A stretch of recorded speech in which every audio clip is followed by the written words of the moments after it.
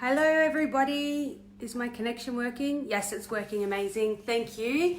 It said it was a poor connection. I've had a little bit of trouble with the internet at home, so hopefully it should be working now. How is everybody? I hope you're well and kicking goals and living life and being fulfilled and all of those stuff. And to be honest, I hope you're kind of staying cool because it is scorching out there today, scorching. Now, like every industry, we all have our lingo, our terminology, things that we talk about and words that get thrown around all the time. And there's one word in particular that is quite a simple word in our industry, but it often can have a couple of different meanings. And my clients that I met with tonight, they were first home buyers. And it is often the first home buyer that gets a little bit confused about what this word means and when you need to do certain things around this word. And so I'm going to give you a really simple breakdown explanation of what it means, when you need to do it, and what the difference is. So the word is deposit. Now you're probably thinking, deposit, that sounds super simple. It can be, but what can be confusing is when you've got a couple of people in your corner, a couple of professionals acting for you, your banker, your real estate agent, your conveyancer. They're all saying the word deposit, but they may mean three very different things. So that's what we're going to chat, make it super easy and clear for you so that you know exactly what it is that you're doing. So when you purchase property, 90% of the time, you've got to pay a 10% deposit, okay? That's the law. 10% deposit when you purchase property and you sign a contract. That's what it means to pay the deposit. It means that you are guaranteeing your performance of the contract. So that means that you are guaranteeing that you're going to go through with the contract. It isn't unusual for that amount to be negotiated to something different. That's fine. Let's just think about that. So we've got the word deposit. When you are purchasing property, you've got to pay a deposit on a contract. And that's like your consideration. That's what makes that contract legally binding as well. You put money on it, okay? The second time that you hear deposit thrown around that gets really confusing is with your bank or mortgage broker.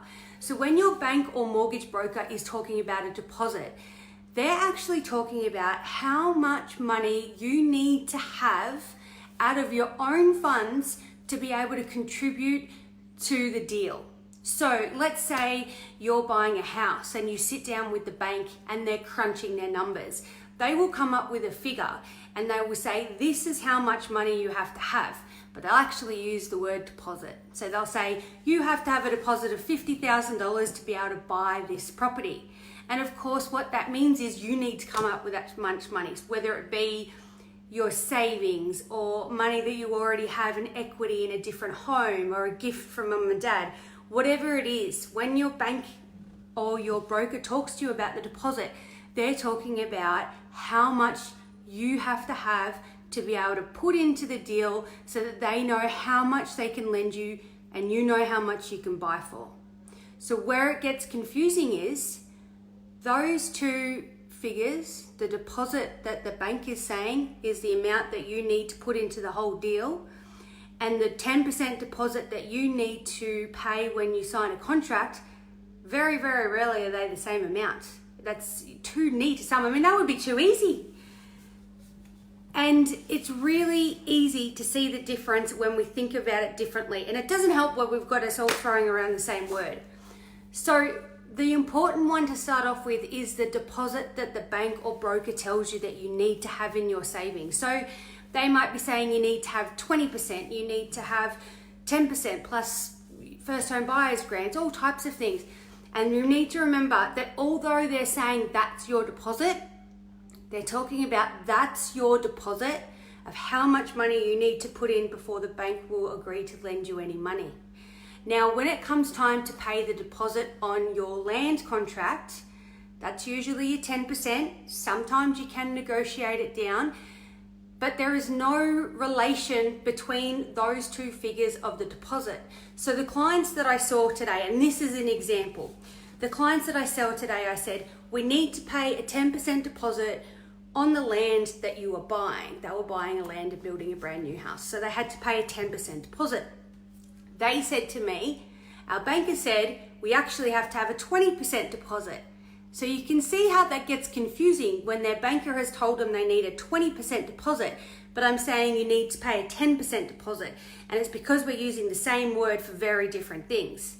So that's where it can get confusing. You still need to have the amount that the bank says, but it's just right in this period of time, you've got to pay the 10% to be able to secure the contract, okay? It doesn't mean then that you can go and spend the other money that the bank said you've got to have as part of your savings deposit. So they're two different things. We've got contract deposit and savings deposit, and people never put those preface words in front of them. You just hear deposit all the time, and that's where it gets confusing. Also, when you have established with your bank or broker how much your savings deposit has to be, and remember, we're talking about your weekly savings, you're talking about equity you might already have, inheritance, gifts, things like that. When you've established with your bank or broker exactly how much you have to have, the only thing that you are allowed to take or spend some of that money on is paying the deposit on your land contract. That is the only thing you're allowed to spend any of that money on before settlement. So if your bank says you've got to have 40% deposit, you come and see me to sign a contract and I said, I need you to pay the 10% deposit now, you can take the 10% out of that 40%, and that is okay. But that is the only thing that the bank will let you spend any of that money on. So sometimes people get their finance approval and they'll go buy some new furniture, and that dips into their savings deposit that the bank has said that they need. The bank will never be happy with that. You can't spend any of that money till settlement's gone through unless it is on that land deposit. I know it sounds mumbo jumbo, and to some people this might sound really simple, but if you're a first home buyer and you're relying on professionals and suddenly everyone's using the same word deposit, it has different meanings, that's where it can get confusing. And of course, if you're building, then your builder has a deposit as well. So it's just about having your professionals talk to each other so that they can make sure that we're all on the same page together and work it out.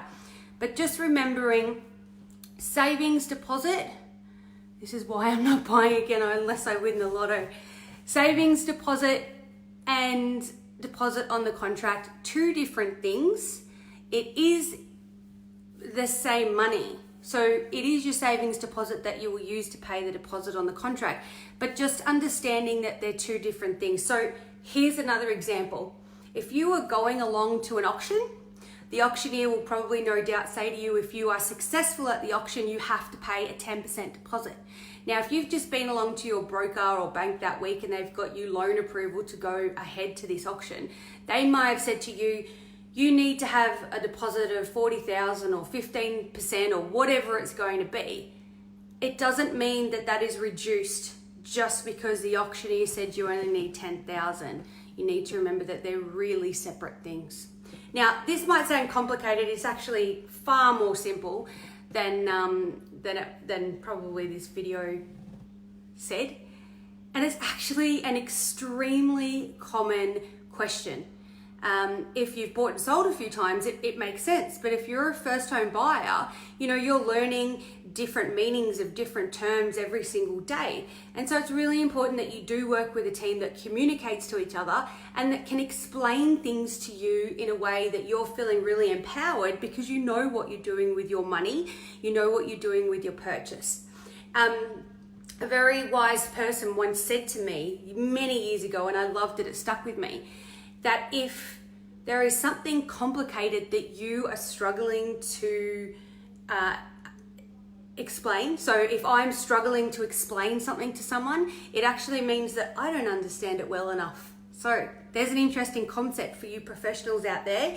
If you work in some type of professional service with complex words, or any industry that has complex words, if you can't break that down into a way that's simple enough for your clients and customers to understand, that is because of your lack of knowledge on the topic.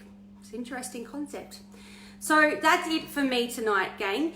Just a little one here for first home buyers, just understanding that the word deposit has a couple of different meanings during your transaction.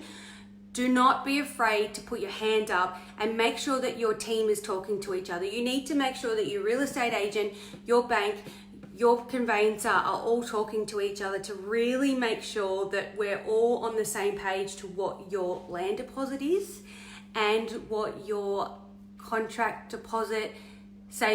That's it for me. That's Wednesday. A lovely to see Einstein's quote. Thank you, James. I knew somebody said it to me somewhere. Einstein's quote. I don't know who said it to me, but it's stuck in my head. And I always find that if I come across something that I cannot explain in clear and easy to understand English, I know I need to learn a little bit more about it. Thank you for jumping on. It was amazing to see you. And it's an interesting concept that we have so many different words that have different meanings in different contexts.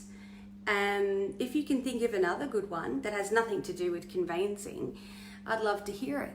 Okay, thank you, gang. Good to see you.